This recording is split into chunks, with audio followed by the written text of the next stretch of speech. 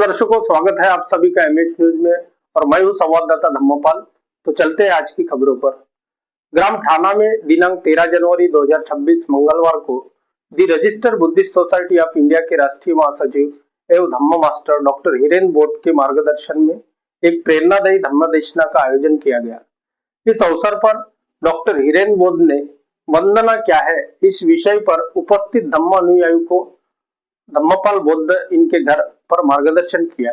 अपने उद्बोधन में उन्होंने बताया कि वंदना केवल कर्मकांड नहीं बल्कि बुद्ध, धम्म और संघ के प्रति श्रद्धा, करुणा और प्रज्ञा का भाव है। वंदना के माध्यम से व्यक्ति अपने जीवन में नैतिकता, शील और सदाचार को आत्मसात करता है।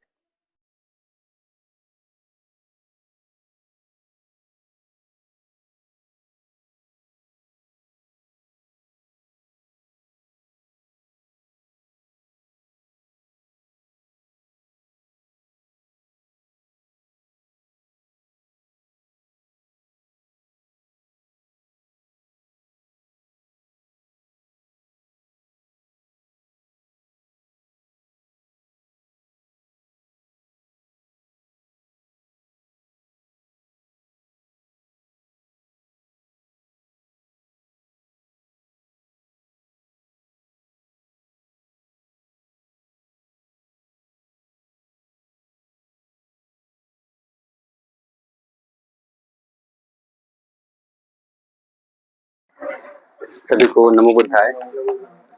आज हम धम्मपाल बौद्ध और सरिता बौद्ध गांव पे ना पेट्रोल पंप यहाँ पर घर में मंगल मैत्री की पूजा कर रहे हैं, क्योंकि 2026 लगा और घर में सभी की मंगल कामना के लिए वंदना का कार्यक्रम यहाँ पे आयोजित किया गया है परिवार की तरफ से। तो आज हम यहाँ पर वंदना का, बुद्धा वंदना का कार्यक्रम कर रहे हैं।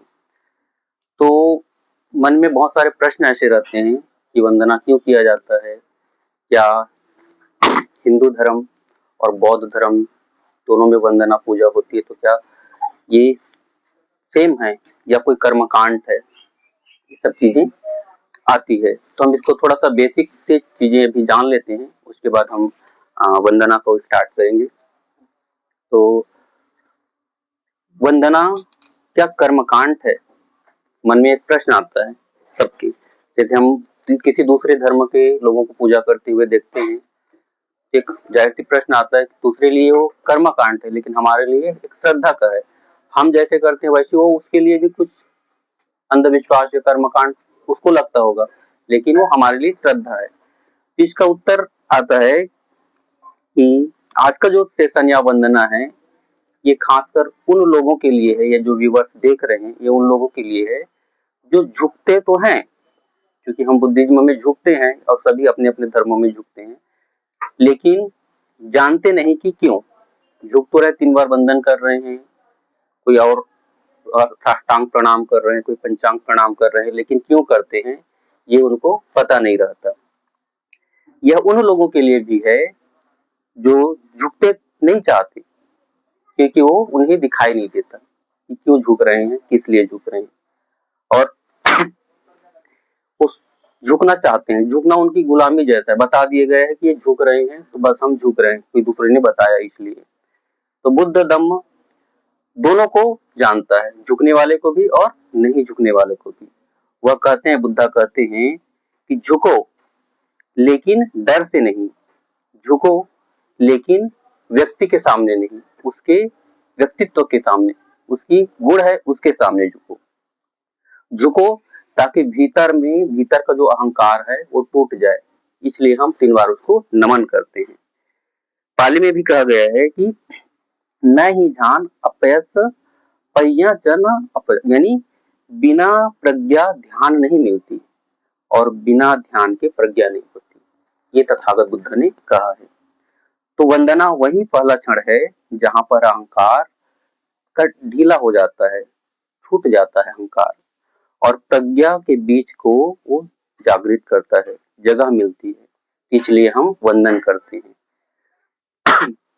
फिर वंदन करते हैं तो फिर प्रश्न आता है कि वंदना क्या होती है, क्या झुकना ही है या नहीं झुकना है? क्योंकि बुद्धा बोलते हैं किसी के सामने मत झुको, लेकिन फिर भी हम झुकते हैं। तो झुकना क्या विद्रोह है, क्या गुलामी का निशान है, ये भी एक प्रश्न आता है। तो समाज में हमें दो रास्ते दिखाई देते हैं। पहला या तो झुकाओ या सिर झुकाओ, या दूसरा सिर ना झुकाओ, उसे तोड़ दो। तो बुद्ध ने तीसरा मार्ग बताया, तीसरा मार्ग दिया कि चेतना का मार्ग। जो झुकते हैं और नहीं झुकते उसके लिए एक तीसरा मार्ग बता रहा हूं कि चेतना का। चेतना क्या है? प्रज्ञा का। तो वंदना का अर्थ होता है कि मैं अपने अज्ञान के आगे सिर झुकाता हूं ताकि सत्य के सामने खड़ा हो सकूं, इसलिए हम वंदन करते हैं, सिर झुकाते हैं।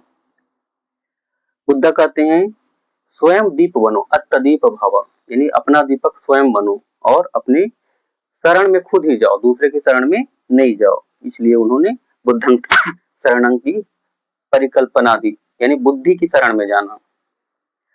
फिर वंदना क्या होती है? तो वंदना आत्महीनता नहीं है, यानी अपने आत्म के लिए नहीं है, वो आत्मबोध है। यानी आत्म सब आता है कि आत्मा होता है स्वयं के लिए, आत्मज्ञान प्राप्त हुआ, या फिर कोई शब्द देखते हैं आत्मरक्षा, तो ये आत्म होता है स्वयं। तो स्वयं के ज्ञान के लिए झुकते हैं और पहली वही चिंगारी उठती है। जब पहला झुकोगे तो बुद्धं शरण, यानी अपने अहंकार को तोड़ रहे हैं।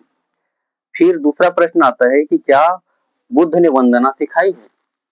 क्या बुद्ध ने झुकना सिखाया, वंदना सिखाया? तो हमारे जो त्रिपिटक है उसके सूत्रों में, उसके त्रिपिटक में प्रमाण मिलता है कि बुद्ध ने स्पष्ट कहा है कि अंधानुकरण मत करो, यानी अंधविश्वास में मत पड़ो, अंधविश्वासी मत बनो। तो फिर यह प्रश्न उठता है कि वंदना क्यों? अगर हम अंधविश्वास ना करें या फिर झुके नहीं, तो फिर वंदना क्यों करते हैं? किसकी वंदना करते हैं? तो बुद्ध ने फिर बताया कि व्यक्ति के सामने कभी नहीं झुकना चाहिए। व्यक्ति किसके सामने झुक रहा है? उसके गुणों की वंदना कर रहा है। बुद्ध ने कहा मूर्ति पूजा नहीं करना, लेकिन आज हम देखते हैं मूर्ति है, मूर्ति की पूजा कर रहे हैं।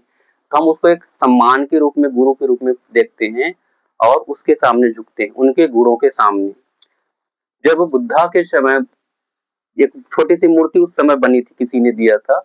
बाद में जब बुद्धा खत्म हो गए, चले गए इस पृथ्वी से, तो उनके जाने के 400 साल बाद कनिष्क शासन में पहली मूर्ति बनी उस समय, और सबसे ज्यादा मूर्ति बनी। गंधार शैली में है, मथुरा शैली की है, बहुत सारे मूर्ति बनी, और वही चीजें आजकल खुदाई में निकलती है। तो उस समय जब बुद्धा चले गए तो 400 साल का गैप था, उसमें किसकी पूजा करते हैं? एक प्रश्न आता है, आनंद पूछते हैं कि भगवान जब आप चले जाओगे, नहीं रहोगे हमारे बीच में, तो हम किसकी वंदना करेंगे? किसे अपना शास्ता मानेंगे? किसे अपना गुरु मानेंगे? किसकी शरण में जाएंगे? तो आनंद को समझाते हुए कहते हैं कि आनंद अत्तदीप, यानी अपने दीपक को प्रज्वलित करो, जगाओ, किसी के शरण में मत जाओ। तो बोले कि मैं जब नहीं रहूंगा तो तुम अपनी शरण में जाना। अगर फिर भी तुमको लगे तो इस प्रकृति में मैं विलीन होता हूँ। ये प्रकृति की पूजा करना, तो प्रकृति की पूजा यानी पीपल। वो एक राजा का पुत्र था, और राजा का पुत्र होने के बाद उसकी पैदा जब हुआ तो एक साल वृक्ष के नीचे पैदा हुआ, जंगल में। वो जब पढ़ाई भी करता था तो गुरुकुल उस समय चलती थी। जब वो घर छोड़ के गया तो जंगल में ही 6 वर्षों तक भटका, जंगल में रहा, और पीपल जिसको बोधि वृक्ष कहते हैं उसके नीचे ज्ञान प्राप्त होता है। और जब वो अंतिम क्षण आता है तो भी जंगल में ही, पेड़ के नीचे ही, प्रकृति में ही वो रहता है, और प्रकृति में ही वो अपना प्राण को त्याग देते हैं। इस प्रकार से वो कहते हैं। तो उसकी जो सिंबल है, जैसे भिक्षा पात्र हो गया या पीपल का वृक्ष हो गया, ये सब चीजों की वो वंदना किया जाता था। फिर आता है तीसरा और प्रश्न आएगा कि बुद्ध, धम्म और संघ ये क्या जीवित क्रांति है? इसमें क्यों होती है? तो बुद्धा का अर्थ होता है सीधा सीधा बुद्धि से, यानी बुद्धि की शरण में जाते हैं, और जब इसको करोगे तो अपनी बुराई को त्याग देना, इसलिए बुद्धा। अब बुद्धा का जब वैसे बोलते हैं बुद्ध वंदना, धम्म वंदना और संघ वंदना, तो बुद्ध के गुण होते हैं,